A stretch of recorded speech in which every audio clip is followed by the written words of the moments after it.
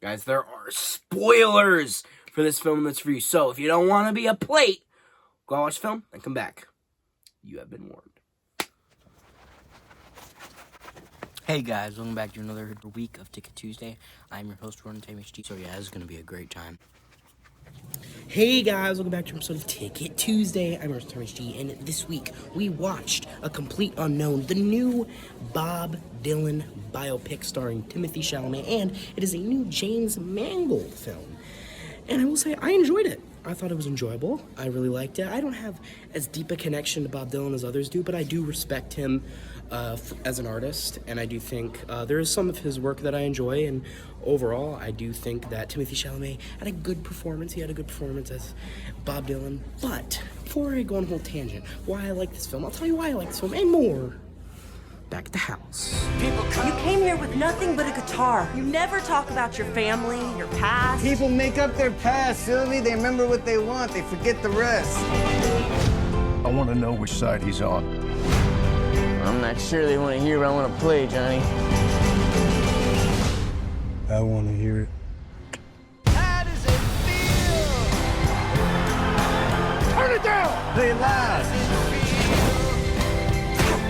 Make some noise, BD. To have you on your own, like a complete unknown, like a rolling stone. Hey guys, and welcome back to another episode of Ticket Tuesday.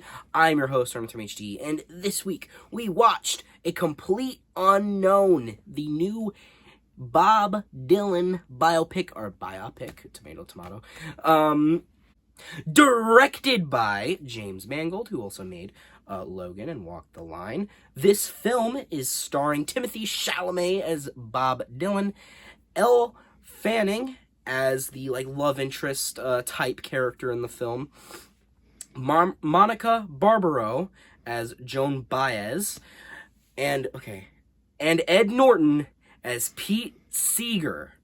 I believe I got all the names I need, the main names I needed to mention.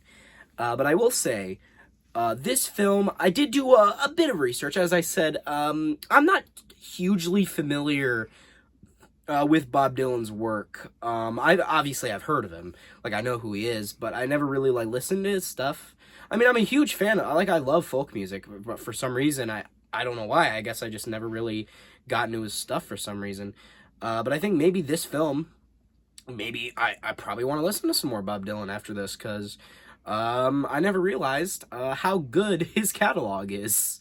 So maybe I could listen to more of his stuff. But with that also being said, I also think, even though I'm not too familiar with Bob Dylan, I know how these biopics go. I do know that they embellish things. I know that they dramatize things. They have straight up fictitious things, or they put things in there that didn't happen.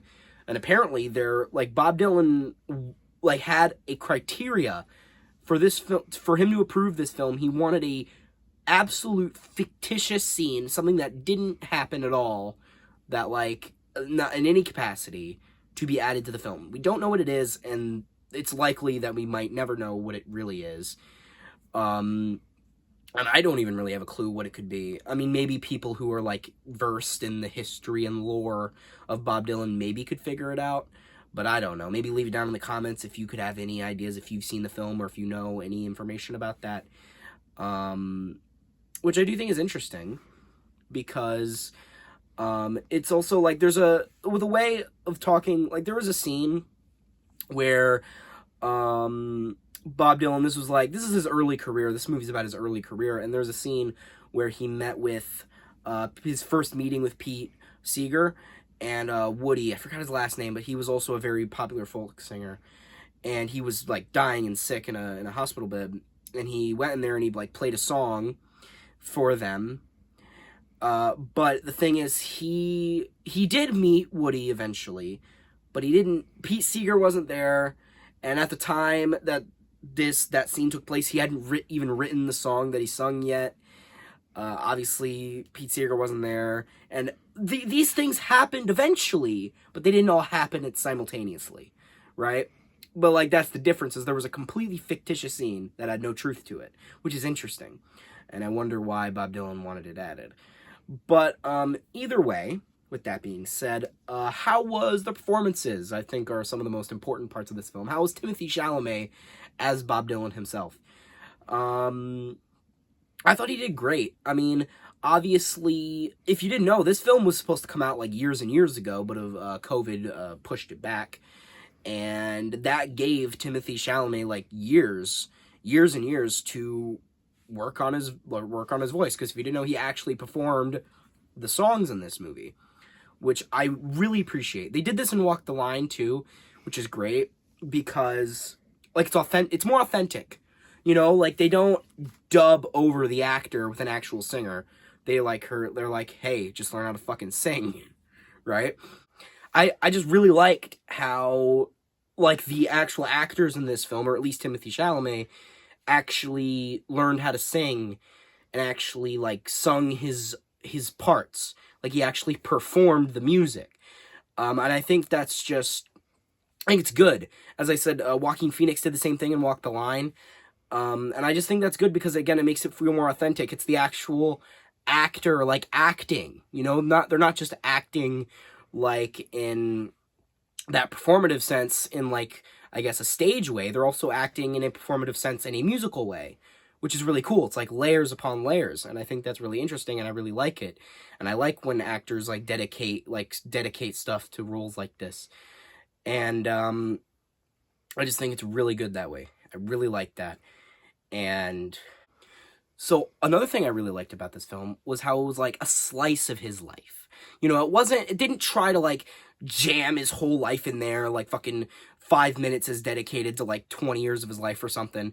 That's a bit of an exaggeration, but you know what I mean. Like there are some biopics like that just like it's all happy-go-lucky, and then the final 5 minutes of the film is like, oh yeah, and then they died in their kitchen alone of an overdose. I'm like, okay, cool.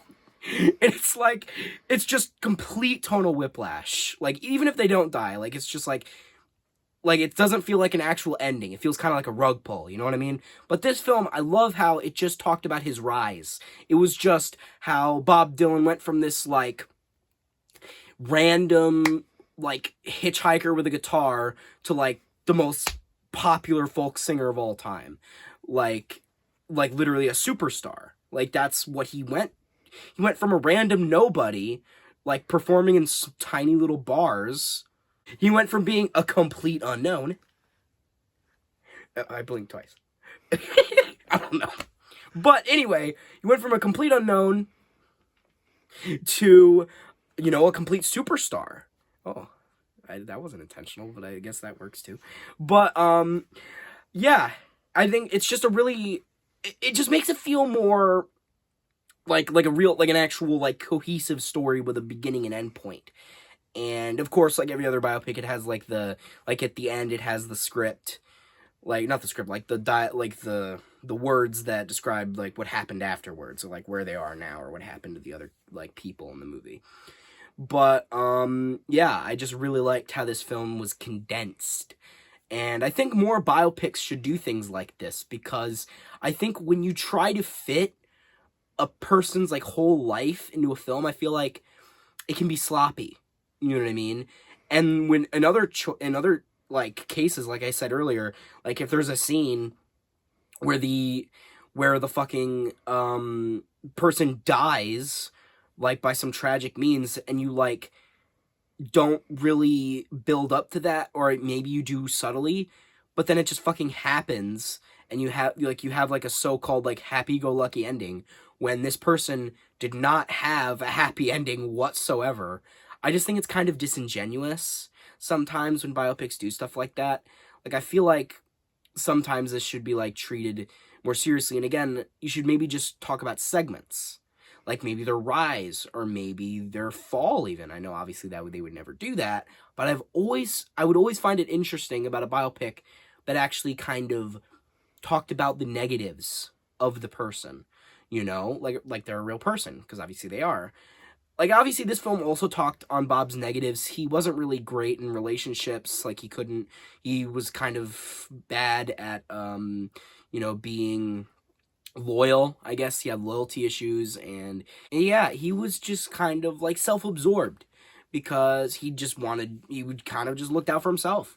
You know, he wanted to do what he wanted to do, and he wanted to do the exact opposite of what everybody else wanted him to do. He really just kind of always wanted to do his own thing. He never liked being told what to do or who to be, what to be.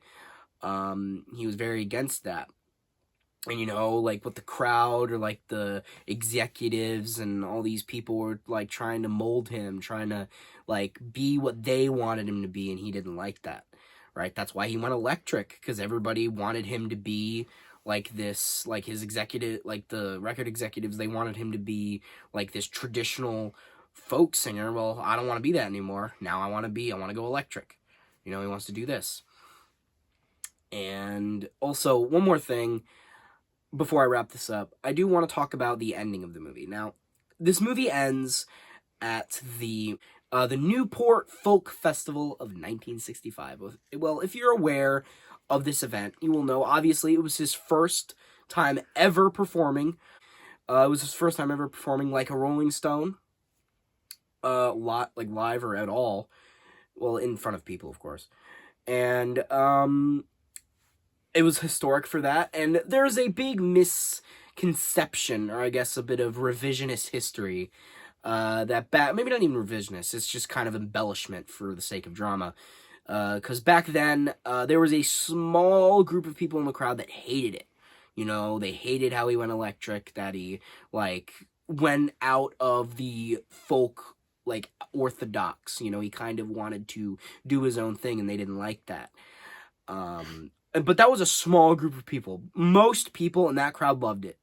They loved it, right? Because, I mean, it's Bob Dylan. Like, are you really gonna fucking boo Bob Dylan off the stage? Like, you're not, right? Especially in 1965. That's preposterous. But, of course, in this movie, it felt like the exact opposite.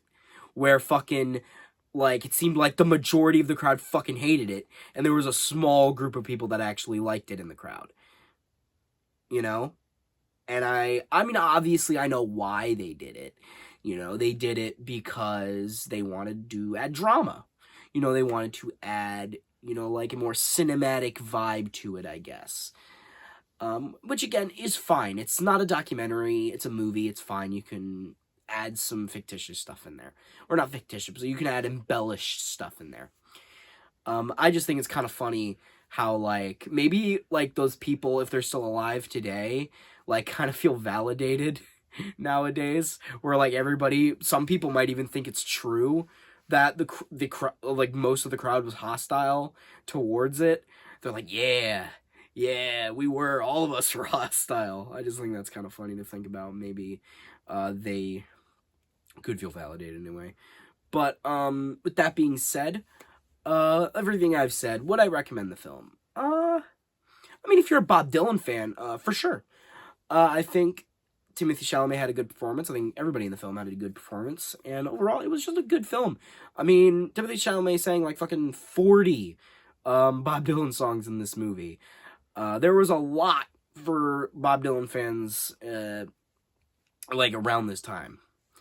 There was a lot for them. And, yeah, I would recommend it for Bob Dylan fans.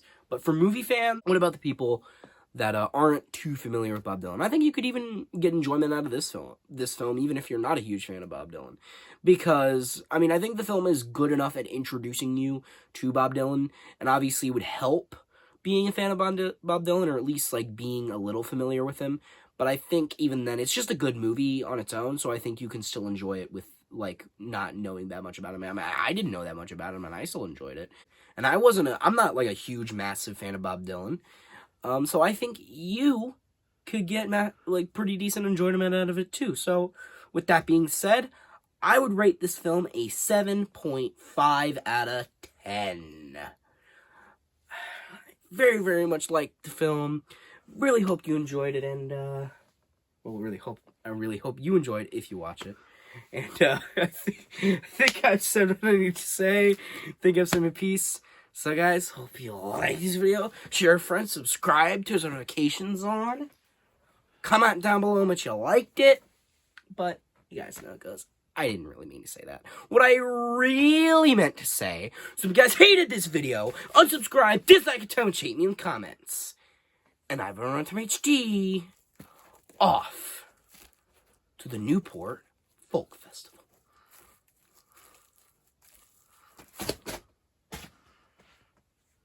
You know, I'm not gonna, like, be pessimistic or anything, I guess, but I remember I see a lot of memes of, like, these, like, biopic movies being, like, there's these fake posters of these biopic movies, with, like, ridiculous actors as the person. I saw one, that had Chris Pratt playing Rosa Parks. And I have a feeling that I've seen, like, I just think it's kind of funny that, like, Timothée Chalamet is in a lot of things now, that, like, he's Bob Dylan. I can guarantee, like, before this movie happened, there was, like, a poster out there that was, like, a Bob Dylan movie with Timothée Chalamet just superimposed onto his body. Because it's just kind of, I mean, I'm not gonna say it's, like, bad casting, because he did a good job. I'm just saying it's just funny.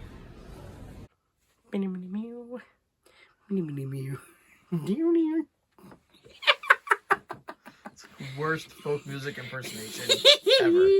I have to go.